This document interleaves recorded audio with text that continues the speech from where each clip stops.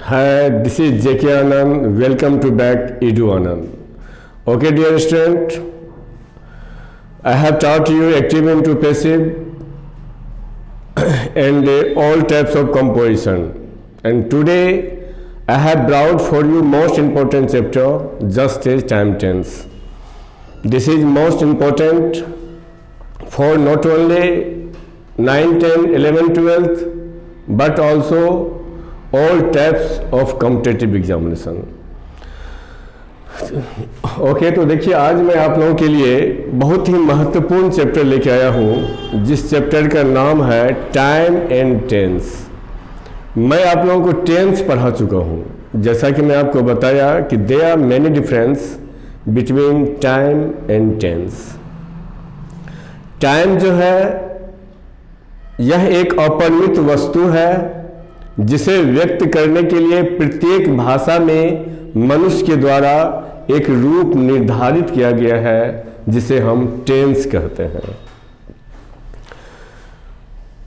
मतलब ऐसे समझिए कि टाइम जो है ये नॉन ग्रामेटिकल है और टेंस जो है ये ग्रामेटिकल है। आप किसी भी ग्रामर में देखेंगे तो वहाँ पे आपको टेंस नहीं मिलेगा, सब जगह टाइम मिलेगा। तो यहाँ दोनों में क्या अंतर है? तो टेंस ये एक्शन को इंडिकेट करता है और टाइम जो है वो यूनिवर्सल है। जैसे हमारे पूर्वज के द्वारा जो समय को बांटा गया, हमारे पूर्वज के द्वारा जाति को बांटा गया और हमारे पूर्वज के द्वारा धर्म को भी बांटा गया। तो अगर धर्म को बांटा गया तो आज से हजारों वर्ष पहले मैं अगर सनातन धर्म से था तो आज भी मैं सनातन धर्म से हूँ और इसमें कोई परिवर्तन नहीं हुआ है। ठीक उसी प्रकार टाइम जो है ये हमारे पूर्वज के द्वारा डिस्ट्रीब्यूट किया गया है। जो बीत गया वो पास्ट होता है, जो चल रहा है वर्तमान में ये वर्तमान हुआ, जो आने वाले समय है ये आपको फ्यूचर होता है। तो जैसा कि हम जानते हैं कि प्रेजेंट के अंत में है हूँ रहता है, पास्ट के अंत में था थे थी रहता है और फ्यूचर के अंत में गागेगी रहता है।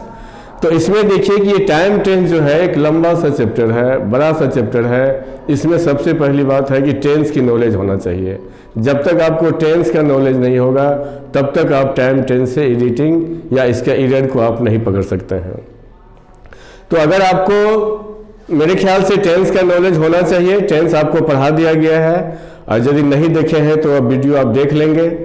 बाकी आज मैं टाइम टेंस बताने जा रहा हूँ, जिसमें कि मैं 12 से 13 का रूल आप लोगों को बताऊंगा और यही 12 से 13 रूल से दुनिया का कोई भी ग्रामर का बुक आप लेंगे और उसमें जो टाइम टेंस का जो एक्सरसाइज है वो एक्सरसाइज को बनाएंगे, आप 100% सही बनाएंगे। और देखिए यह चैप्टर जो है बहुत ही ज़्यादा महत्वपूर्ण है, वो खास के लिए हर एक एग्जाम के लिए, बिहार बोर्ड से लेकर के सीबीएसई बोर्ड तक। सीबीएसई बोर्ड में इसी का एडिटिंग कहता है और बिहार बोर्ड में इसको कहता है चूज द करेक्ट सेंटेंस। जो आपको 4 गो ऑप्शन दिया हुआ रहेगा उसमें से कौन सही है आपको वो निकालना है।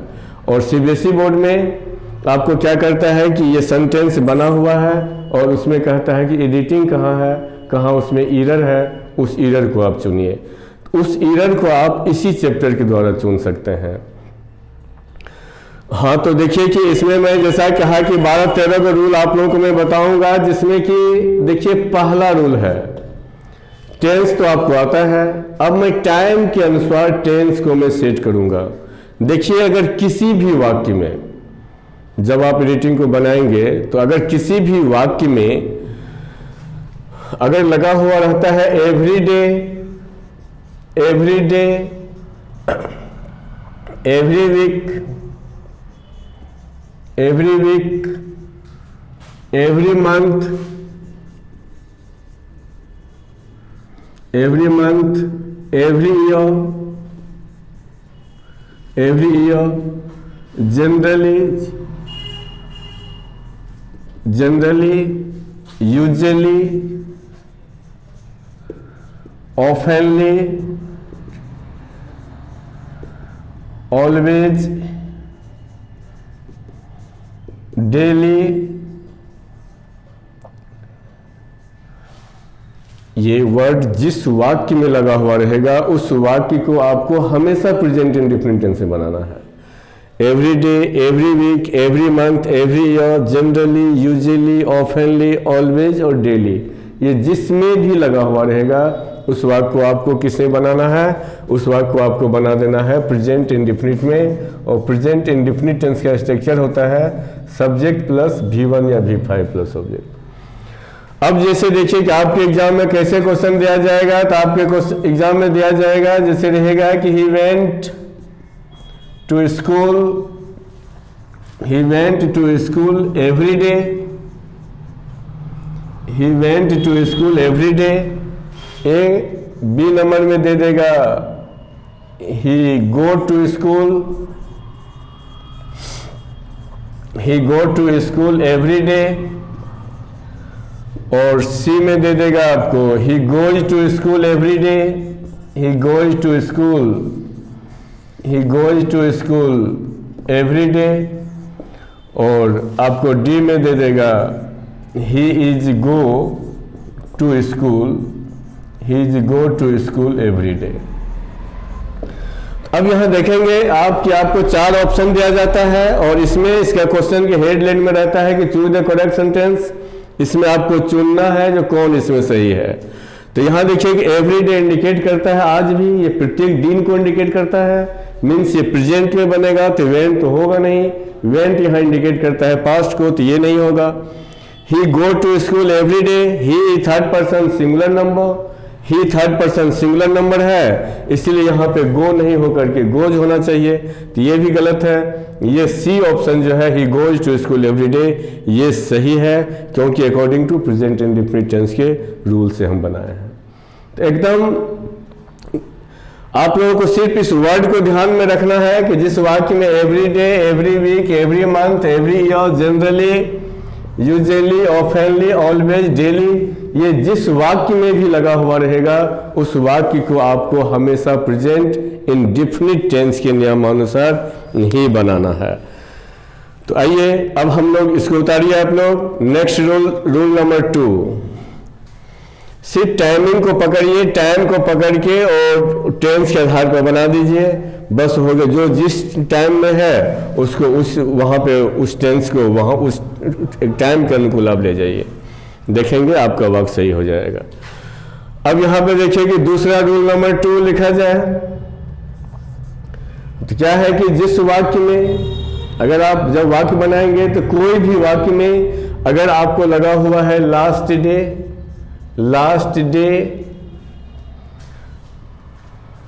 या लास्ट वीक, यदि किसी भी वाक्य में आपको लगा हुआ है last day, last week, last month, last year, last month, last year, एगो,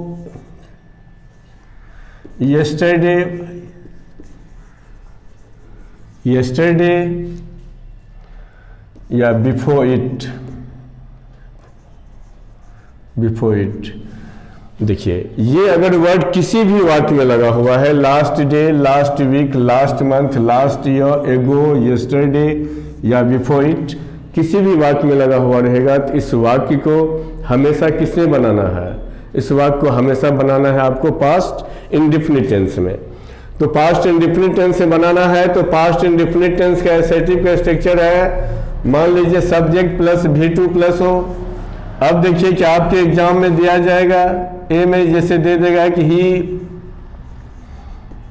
give me a book yesterday. B में दे देगा आपको कि he gives me a book yesterday. C में दे देगा आपको कि he gave me a book yesterday. और आपको डी में दे देगा कि he was give me a book, he was give me a book yesterday. तो बस ये 4 ऑप्शन आपके एग्जाम में दिया जाएगा। ऊपर में कहा जाएगा कि चूज द करेक्ट सेंटेंस, आप इसमें से जो है चुने जो कौन सा वाक्य आपको इसमें सही है। तो इसमें देखते हैं कि येस्टरडे जिस वाक्य में लगा हुआ रहता है, ऐसे वाक्य को हम पास्ट में बनाते हैं। तो पास्ट में बनाते हैं तो यहाँ गिव है, ये गलत है। गिव्स है, V5 है, ये भी गलत है। ही गेव मी ए बुक, यहाँ गेव जो है गिव का दूसरा रूप है V2, तो यहाँ पे C नंबर ही सही होगा। और डी में जो यहाँ पे वाज के बाद V1 दे दिया गया है, इसीलिए सही नहीं होगा, ये गलत होगा।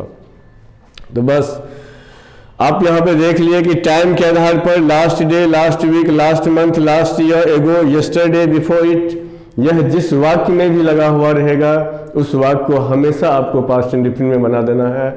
और पास्ट इंडेफिनिट टेंस किया अगर तरीका को पकड़ेंगे आप, तो यहाँ येस्टरडे को देख करके देखेंगे, न ये होगा, न ये होगा, तो क्या, तो ग्रुप सी होगा। ओके, तो नेक्स्ट लिखिए रूल नंबर 3। देखिए ये टेंस जो है बहुत लंबा सा चैप्टर है और इसमें बहुत सारे रूल है, लेकिन मैं आपको सिर्फ 12 को 13 को रूल ही बताऊंगा, जो इस रूल से कि पूरा टाइम टेंस का कहीं भी कोई समस्या नहीं रहेगा।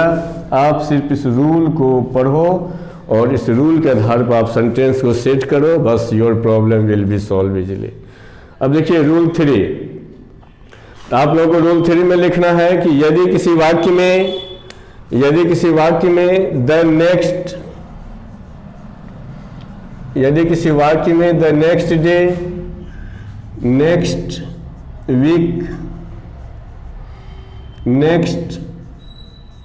Next month, next year,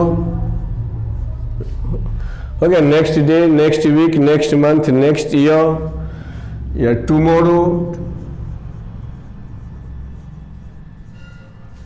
tomorrow या अदर डे ए मंथ इत्यादि अगर लगा हुआ रहता है किसी भी वाक्य में, तो इस वाक्य को आपको किस में बनाना है, तो इस वाक्य को आपको फ्यूचर इंडेफिनिट टेंस में बनाना है। तो फ्यूचर इंडेफिनिट टेंस का एक झलक हम लोग स्ट्रक्चर देख लेते हैं कि फ्यूचर इंडेफिनिट टेंस का स्ट्रक्चर होता है सब्जेक्ट प्लस शैल या will plus V1 plus object. तो आपने क्या देखा कि यदि किसी वाक्य में next day, next week, next month, next year, tomorrow या अदर डे मंथ, ये अगर किसी भी वाक्य में लगा हुआ रहता है तो उस वाक्य को हमेशा आपको फ्यूचर में बनाना है, मीन से फ्यूचर इंडेफिनिट टेंस में आपको बनाना है। जैसे देखिए आपके एग्जाम में दिया जाएगा, यहाँ रहेगा कि he went to Patna tomorrow. He went to Patna tomorrow, ए देगा, दूसरा में दे देगा कि he goes या he go to Patna tomorrow। सी में दे देगा आपको he will go to Patna tomorrow।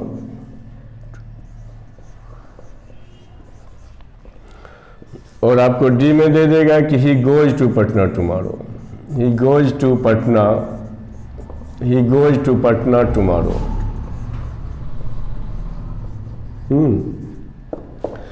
तो इस टाइप से आपके एग्जाम में जो है 4 गो ऑप्शन दे दिया जाता है और इस 4 ऑप्शन में आपको करना है कि point out which is right, कौन सा सेंटेंस इसमें ट्रू है, इसको आपको पॉइंट आउट करना है। तो जैसा कि मैं आपको बताया कि यदि किसी वाक्य में अगर आपको the next day, next week, next month, next year या टुमारो या अदर डे मंथ, ये अगर किसी भी वाक्य में लगा हुआ रहता है तो ऐसे वाक्य को हम किस में बनाते हैं, तो फ्यूचर इंडेफिनिट टेंस में बनाते हैं।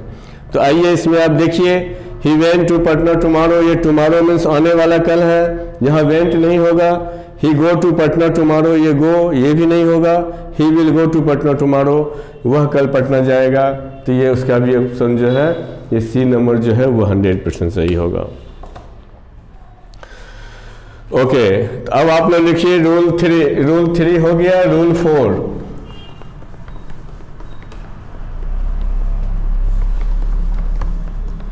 बस ये 12 को ही रूल है इसमें जो जहर का काम करेगा।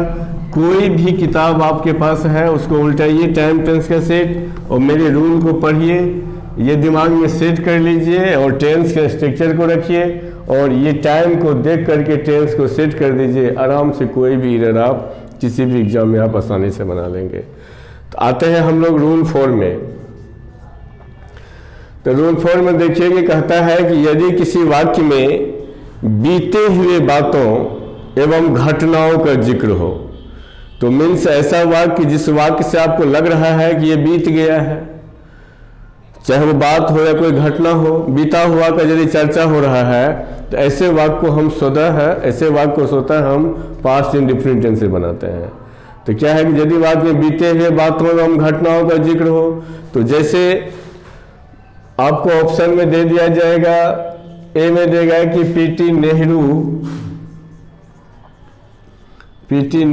Love the children. अब यहां पे देखिए कि PT Nehru love the children. दूसरा में दे देगा कि PT Nehru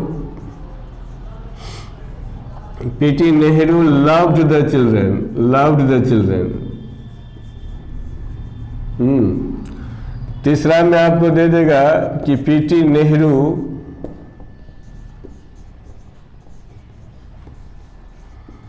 loves the children। PT Nehru loves the children। और डी में दे देगा, मान लो कुछ हो दे देगा कि PT Nehru was love the children। अब यहाँ पे देखिए कि 4 ऑप्शन आपके सामने रहता है। तो 4 ऑप्शन जो रहता है तो आपको क्या करना है, किस पर ध्यान देना है, आपको वाक्य को देखना है कि यदि इस वाक्य से बीते हुए बातों का बोध हो रहा है, जैसे पीटी नेहरू, पंडित जवाहरलाल नेहरू बच्चों से प्यार करते हैं या करते थे, क्योंकि वो अभी जीवित नहीं है। तो जीवित नहीं है तो ऐसे वाक्य जब भी बनेगा तो पास्ट में बनेगा और अकॉर्डिंग टू पास्ट के आधार पर जो है PT Nehru love the children, ये वाक्य आपका 100% सही है। आइए अब हम लोग समझते हैं रूल नंबर 5 को। तो देखिए रूल नंबर 5 में है कि यदि किसी वाक्य में अगर आपको बी का प्रयोग रहेगा, कोई भी वाक्य है और यदि किसी वाक्य में मान लीजिए बी का प्रयोग होता है, तो अगर किसी वाक्य में बी का प्रयोग होता है तो बी का अर्थ होना होता है। तो बी को हम क्या करते हैं कि अकॉर्डिंग टू सब्जेक्ट और टाइम पर ख्याल रखते हुए बी को हम is, are, am, was, were में बदल देते हैं। अब जैसे देखिए आपके एग्जाम में दिया जाएगा, ए नंबर में दे देगा कि मिल्क बी वाइट। सी में दे देगा कि मिल्क वाज वाइट। डी में दे देगा कि मिल्क इज वाइट। सी में, और डी में आपको दे देगा कि मिल्क हैव वाइट या मिल्क आर वाइट। तो इस टाइप से आपके ऑप्शन में दिया जाता है। तो आपको ध्यान रखना है कि बी के बाद यदि मान लीजिए कोई एडजेक्टिव का यूज होता है या कुछ होता है तो वहां पे आपको क्या करना है कि बी को इज, आर, एम में बदल देना है।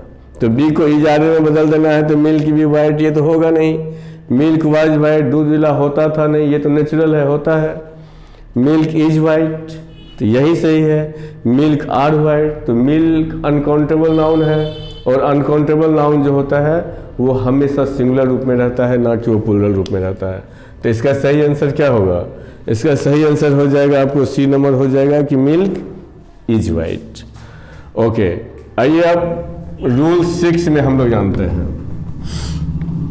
रूल 6 में क्या है कि देखिए यदि किसी वाक्य में, लिखिए आप लोग, कि यदि किसी वाक्य में फोर या सिंस का प्रयोग रहे, यदि किसी वाक्य में फोर या सिंस का प्रयोग रहे और इसके बाद पीटी मतलब टाइम का प्रयोग हो, तो ऐसे वाक्य को हमेशा हम परफेक्ट कंटिन्यूअस टेंस से बनाते हैं। अगर प्रेजेंट परफेक्ट कंटिन्यूअस में रहेगा तो प्रेजेंट परफेक्ट में, और पास्ट परफेक्ट कंटिन्यूअस होगा तो पास्ट परफेक्ट में। अब जैसे देखिए, मतलब एकदम दिमाग में सेट कर लेना है कि जिस वाक्य में फोर या सिंस का प्रयोग रहेगा, इसका प्रयोग हम परफेक्ट कंटिन्यूअस से बनाएंगे, चाहे वो प्रेजेंट परफेक्ट कंटिन्यूअस में हो या पास्ट परफेक्ट कंटिन्यूअस में हो। जैसे आपके एग्जाम में दे देगा, ए नंबर में दे देगा कि he come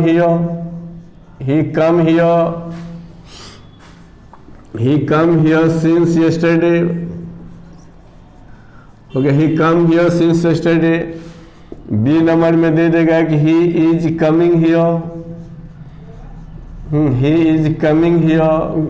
here since yesterday.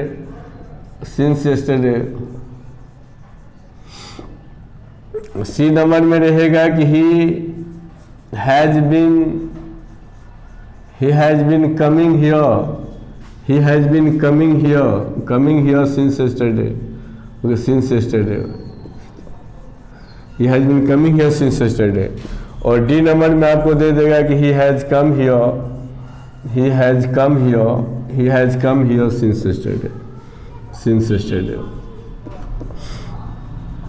तो अब देखिए कि ये जो ऑब्जेक्टिव टाइप का क्वेश्चन आपके एग्जाम में दिया जाता है, कोई भी कंपटीशन में भी, तो ऑब्जेक्टिव दिया जाता है तो एकदम दिमाग में सेट रखना है कि यदि किसी वाक्य में फोर या सिंस का प्रयोग रहेगा तो इस वाक्य को हमेशा हम परफेक्ट कंटिन्यूअस से बनाएंगे, चाहे वो प्रेजेंट परफेक्ट कंटिन्यूअस हो या पास्ट परफेक्ट कंटिन्यूअस हो। तो यहाँ देखिए he come here since yesterday गलत है, he is coming here since yesterday ये भी गलत है, और he has been coming here since yesterday जो है ये ऑलरेडी क्या है, ये सही है। तो ओके, तो आपने देखा कि अगर किसी भी वाक्य में अगर फोर या सिंस का प्रयोग रहेगा तो इसको आपको किस में लेके चले जाना है, इसको आपको लेके चले जाना है परफेक्ट कंटिन्यूअस में। एकदम सिर्फ इस नोट को दिमाग में सेट रखिए और तब आप कोई भी टाइम टेंस का सेट बनाइए जो ऑब्जेक्टिव संबंधित है, और देखेंगे आप कि 90% आपसे बन जाएगा। सिर्फ आपको टेंस आना चाहिए। अगर टेंस नहीं आता है तब तो पहले टेंस को पढ़ना पड़ेगा, इसके बाद इसको लेंगे। तो आइए हम लोग नेक्स्ट रूल में आते हैं, रूल 7 में। देखिए, यदि ऐसा वाक्य हो जिसका कि एक टुकड़ा सिंपल पास्ट में हो और दूसरा अगर सिंपल प्रेजेंट में हो, मतलब ऐसा वाक्य जिसका एक भाग सिंपल पास्ट में हो दूसरा सिंपल प्रेजेंट में हो, तो उसको हम क्या कर देते हैं, उसको हम पास्ट इम्परफेक्ट में बना देते हैं। अगर आप लोग टाइम टेंस पढ़े होंगे तो आप उस रूल को समझे होंगे।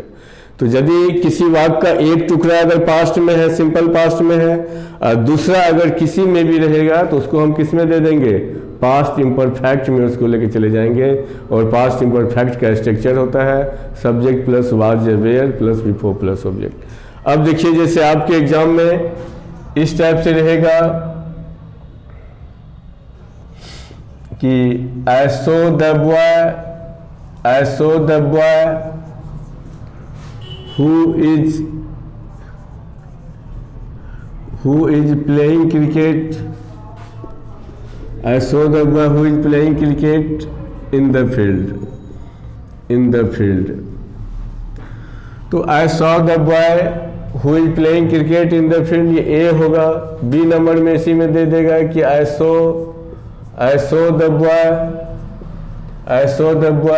who was playing cricket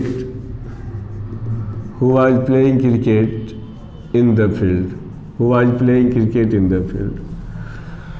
इसी में सी नंबर में दे देगा आपको कि I saw the boy who was play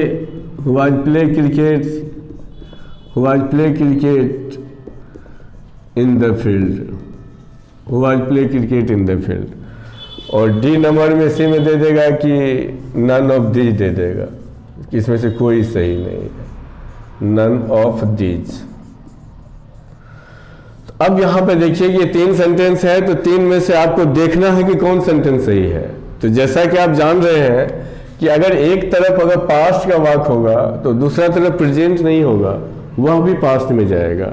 तो यहाँ देख रहे हैं क्या कि ये पास्ट इंडेफिनिट है, ये प्रेजेंट इम्परफेक्ट है, ये गलत है। ये पास्ट इंडेफिनिट है, I saw the boy who was playing cricket in the field, मेरे ख्याल से ये 100% सही है। और I saw the boy who was play cricket in the field, तो वाज वेयर के बाद जो है सो कभी V1 नहीं होता है, इसके बाद जब भी होगा तो V4 का प्रयोग होगा, इसलिए ये भी गलत है। तो इसका सही आंसर क्या हो गया? सही आंसर इसका B हो जाएगा। अब देखिए नेक्स्ट रूल है कि यदि किसी वाक्य में 2 वाक्य हो, यदि किसी वाक्य में 2 वाक्य हो और दोनों अगर यदि मान लीजिए पास्ट इंडेफिनिट में ही दे दिया जाता है, तो क्या करेंगे आप? तो उसको क्या करेंगे? तो पहले वाले वाक्य को जो है हम पास्ट परफेक्ट में बदल देंगे, दोनों सेम पास्ट इंडेफिनिट टेंस में जो है सुन नहीं रहेगा। तो चलिए एक रूल लिख लीजिए आप लोग। लिखिए यदि किसी वाक्य का एक टुकड़ा यदि किसी वाक्य का दोनों टुकड़ा सिंपल पास्ट में हो तो पहले वाले वाक्य को हम किसमें बदल देते हैं? पहले वाले वाक्य को हम पास्ट परफेक्ट में बदल देते हैं। तो यहाँ पे देखिए कि पास्ट परफेक्ट टेंस का एसएटी का स्ट्रक्चर क्या होता है? इसका स्ट्रक्चर होता है subject plus had plus V3 plus object. अब जैसे आपके एग्जाम में इस टाइप से इसमें ऑप्शन दिया जाएगा, रहेगा कि the patient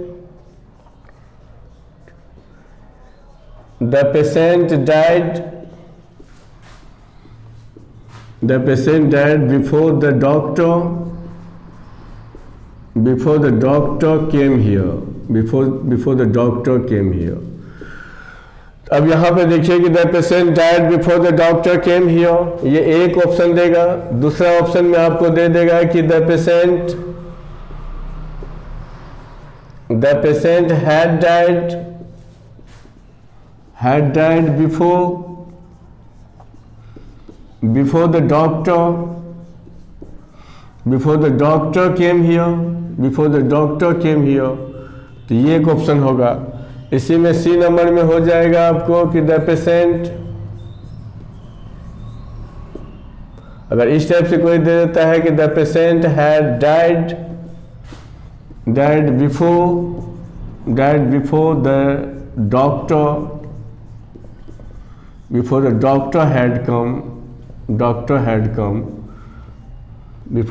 had come here. और D में दे देता है नन ऑफ दीज। अब यहाँ पे देखिए कि कौन सा वाक्य आपको 100% सही लगता है। जैसा कि मैं कहा कि अकॉर्डिंग टू नरेशन आप समझ रहे हैं कि दोनों भाग अगर सिंपल पास्ट में होता है तो एक भाग को हम किस में कर देते हैं? एक भाग को हम पास्ट परफेक्ट में कर देते हैं। तो एक भाग को पास्ट परफेक्ट में कर देते हैं, तो इसमें देखिए ये भी पास्ट इंडेफिनिट है और ये भी पास्ट इंडेफिनिट है, तो नहीं होगा। इसमें देखो the patient had died before the doctor came here, तो मीन्स ये B नंबर जो है आपका वो 100% सही है। और ये देखिए ये भी पास्ट परफेक्ट हो गया, ये भी पास्ट परफेक्ट हो गया, इसीलिए ये सेंटेंस क्या है? ये सब गलत है। इसका सही आंसर जो होगा तो वो क्या हो जाएगा? सही आंसर इसका जो होगा आपको B हो जाएगा। ओके, नेक्स्ट रूल लिखिए आप लोग, rule number 9।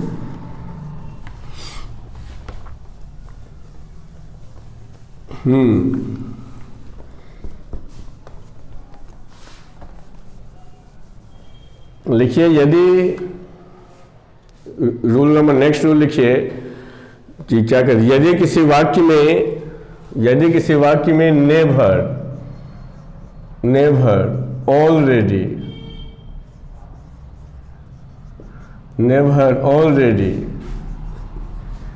Just now as yet till no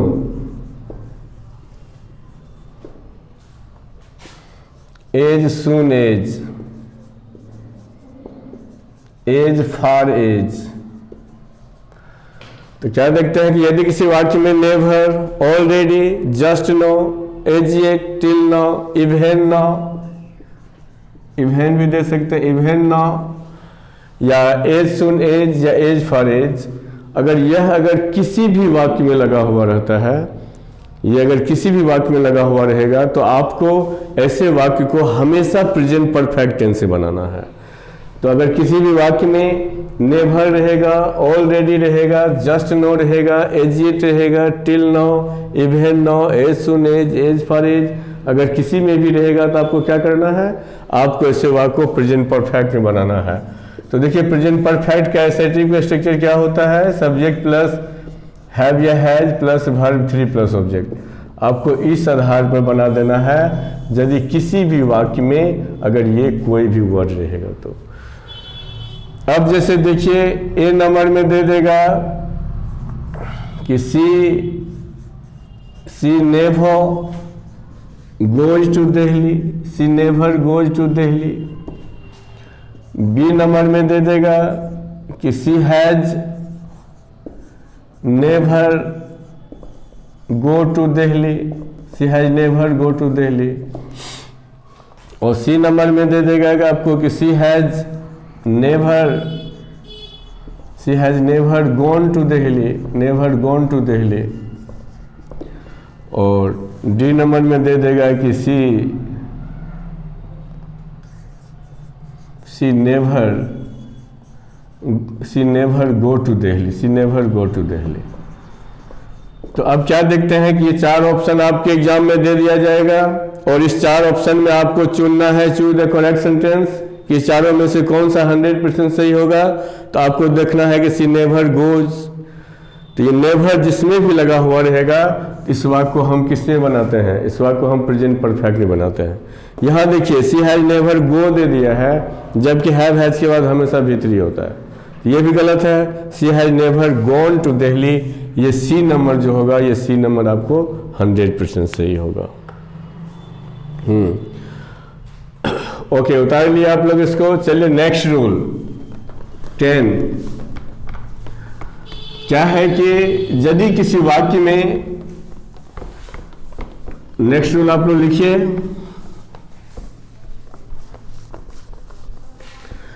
तो नेक्स्ट रूल है कि यदि किसी वाक्य में कर्ता के कुछ देखने की इच्छा व्यक्त हो, यदि किसी वाक्य में कर्ता से या कर्ता के कुछ देखने की इच्छा व्यक्त हो, तो ऐसे वाक्य को हम हमेशा जो है ना प्रेजेंट परफेक्ट में बनाते हैं।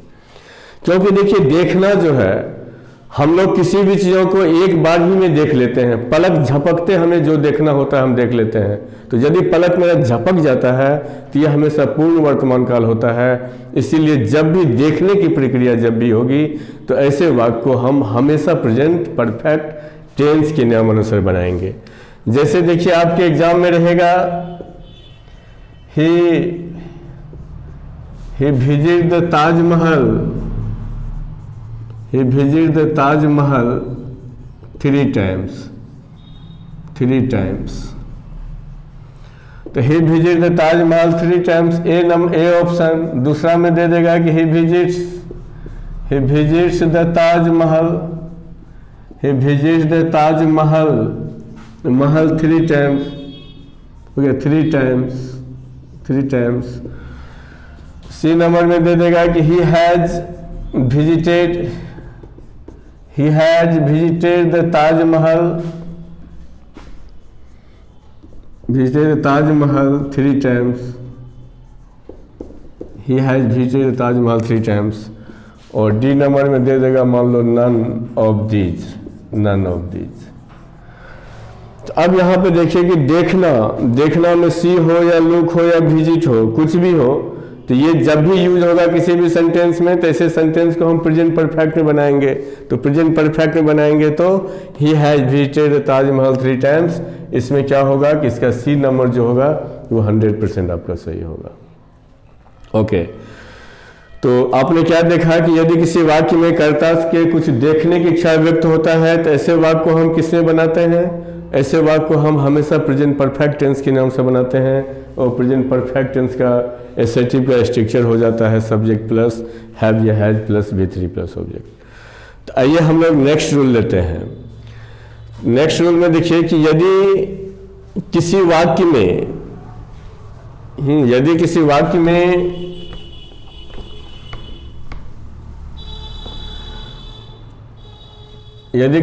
में आपको नाउ रहे, नाउ या एट प्रेजेंट हो,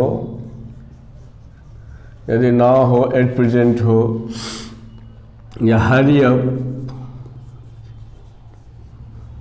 या हरी अप हो, तो यदि किसी भी वाक्य में नाउ, एट प्रेजेंट या हरी अप ये अगर आपको लगा हुआ है तो ऐसे वाक्य को आपको हमेशा प्रेजेंट इम्परफेक्ट टेंस के नियमानुसार बनाना है। किसने बनाना है? इसको हमेशा आपको प्रेजेंट इम्परफेक्ट के नियमानुसार बनाना है। और प्रेजेंट इम्परफेक्ट का स्ट्रक्चर होता है subject is are am, am plus before plus object. ये किसका स्ट्रक्चर होता है? प्रेजेंट इम्परफेक्ट टेंस का। अब जैसे देखिए कि आपको रहेगा ए नंबर में दे देगा कि I teach you English now, I teach you English now. B number में आपको दे देगा कि I am teach you English now. और सी नंबर में दे देगा कि आई हैव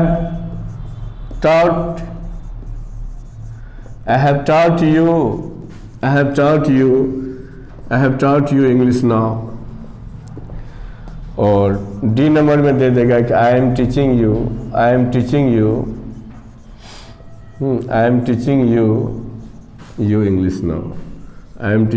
English now। तो बस यहाँ पे देखिए कि यही ऑप्शन है ए बी सी डी, और आपको पकड़ना है, इरर पकड़ना है इसमें। तो इरर पकड़ना है तो आप देख लीजिए कि जिस वाक्य में नाउ रहेगा या एट प्रेजेंट रहेगा या हरी अप रहेगा या इट इज टाइम रहेगा, इस वाक्य को हम हमेशा प्रेजेंट इम्परफेक्ट में बनाएंगे। तो इसका ये हो जाएगा डी नंबर, इसका सही होगा I am teaching you English now. अब आप देखिए जब आप इस वाक्य को देखोगे कि आपको लगेगा कि सर यह भी वाक्य तो सही है आई टीच यू इंग्लिश नाउ, लेकिन यही अंतर है टाइम और टेंस में। टेंस क्या करता है कि जैसा देश वैसा भेष बना देता है, जैसा हिंदी है उसका वैसा अंग्रेजी निकालना पड़ता है। और टाइम क्या है कि ये यूनिवर्सल कॉन्सेप्ट है जिसमें कभी बदलाव नहीं होती है। ये दूध उजला होता है, होता था, होगा। अगर हमसे कोई पूछता है कि दूध उजला होता था तो इसको हम मिल्क वाज वाइट नहीं बनाएंगे, क्योंकि दूध उजला होता है तो इसका 100% सही जो होगा मिल्क इज वाइट होगा। ओके डियर स्टूडेंट, आपको मैं आज 11 को रूल में आपको बताया। इसके साथ साथ और कुछ है इसमें। आप लोग प्रेजेंट इम्परफेक्ट टेंस जब पढ़े होंगे तो उसमें स्टेटिव वर्ब है, स्टेटिव वर्ब है, नॉन इंक्लूसिव वर्ब है। कि उस वर्ब का प्रयोग मैं बताया था कि अंग्रेजी व्याकरण में कुछ ऐसे वर्ब होते हैं जिसका प्रयोग इम्परफेक्ट टेंस में नहीं किया जाता है। यानी यदि इसका प्रयोग इम्परफेक्ट में होता है तो उसे हम उससे बदलकर उसी टेंस के इंडिफरेंट बनाते हैं, जिसके अंतर्गत जैसे आपको लाइक आता है या लव आता है। आप ये वीडियो को देख लेंगे, उसमें मैं सारा स्टेटिव वर्ब में आपको दिया हूँ और एक रूल वो भी है। और जितने सारे टेंस का प्रक्रिया है, 12 गो टेंस है, एक रूल को 6 नियम से बनाते हैं तो 72। ये स्ट्रक्चर तो आपको आना ही चाहिए 72 को। उसके बाद आज जो मैं आपको बताया ये मैं आपको एक्स्ट्रा बताया जो कि टेंस से अलग है। टेंस तो है ही, और टेंस के बाद जो आपको रूल को जो पकड़ने का जो तरीका होता है उसका मैं आपको स्पेशल ट्रिक बताया हूँ। आप लोग निश्चित रूप से ये सारे को जो है रूल को देखें, इसको पढ़ें और कोई भी ग्रामर का बुक लें, उसका आप एक्सरसाइज बनाएं। I hope you will solve each and every.